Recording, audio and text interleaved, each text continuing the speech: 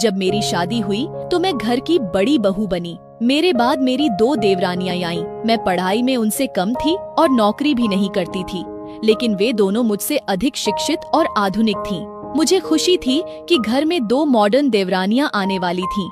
मैं अपने देवरों से कहती, आप लोगों के साथ नहीं, पर दोनों देवरानियों के साथ मैं अपने सारे शौक पूरे करूंगी। यह सुनकर वे शर्मा जाते थे। शादी के बाद मैंने देखा कि मेरी देवरानियां पढ़ी लिखी और नौकरी पेशा थीं, लेकिन घर के कामों में वे हाथ बटाने में रुचि नहीं दिखाती थीं। मेरी सास और मैं उम्मीद करती थीं कि नई बहुएं घर के काम में थोड़ा हाथ बटा दें। मैंने कई बार अपनी देवरानी प्रिया से कहा, प्रिया, मैं और माताजी दिन भर रसोई में रहते हैं। माताजी तुमसे उम्मीद कर रही हैं कि शाम को तुम घर का कुछ काम कर दो। प्रिया ने उत्तर दिया, भाभी, दिन भर ऑफिस में काम करने के बाद शरीर में इतनी ऊर्जा नहीं बचती कि घर का काम किया जा सके, और वैसे भी आप तो हैं ही घर में, तो क्या दिक्कत है। मैं समझ गई कि नौकरी और घर संभालने में बहुत अंतर होता है। मैं अपने काम में लग गई और हर दिन सुबह उठकर सबका नाश्ता, टिफिन पैक करने में व्यस्त रहती। फिर 2021 में कोविड की लहर आई और मेरे पति और देवर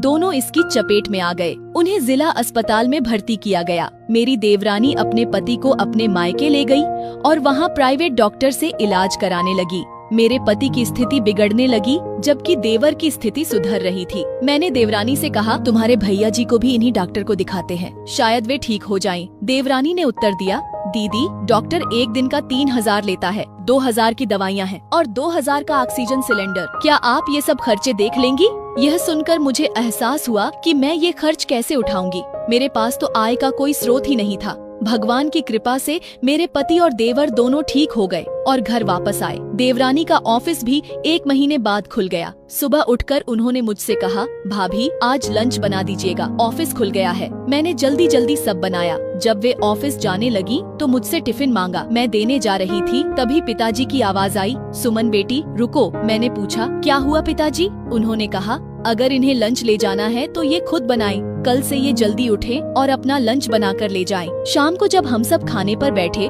तो पिताजी ने फिर से अपना फैसला सुनाया। मेरे पति ने पूछा, पिताजी, आप ऐसा क्यों कर रहे हैं? पिताजी ने जवाब दिया, तुम्हारी पत्नी दिन भर काम करती है, सुबह 9 से रात 9 बजे तक। बदले में उसे क्या मिलता है? कुछ नहीं। छोटी बहू भी काम करती है 11 से 6 बजे तक, बदले में उसे पैसे मिलते हैं, लेकिन ये पैसे वह सिर्फ अपने और अपने पति पर खर्च करती है। बड़ी बहू को घर के काम के बदले कुछ नहीं मिलता, फिर भी वह निस्वार्थ भाव से सबके लिए खाना बनाती है, लंच पैक करती है। अगर यह सब काम न करे तो मुझे नहीं लगता कि छोटे बेटे और बहू ठीक से पैसे कमा पाएंगे। पिताजी ने आगे